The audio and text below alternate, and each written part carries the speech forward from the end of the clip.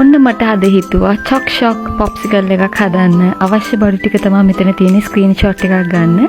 අපි ක්‍රීම් ටොපින් එකයි fresh milk එකයි හොඳට බීට් කරගන්නවා. ෆ්‍රෙෂ් මිල්ක් එක හොඳටම චිල් වෙලා තියෙන්න ඕනේ.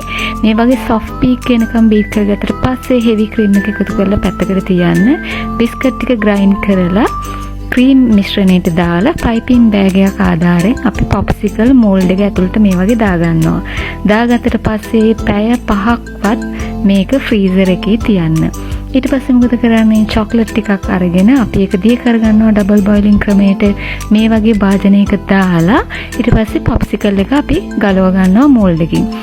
පොඩ පරිස්සමට කරන්න ඕනේ මෝල්ඩ් එකේ මේ විදිහට හරි පරිස්සමට මේ වගේ ගලව ගන්න. ගලවගෙන අර චොක්ලට් එකේ ඩිප් කරගන්නවා. චොක්ලට් එකේ ඩිප් කරගත්තට පස්සේ මොකද කරන්නේ?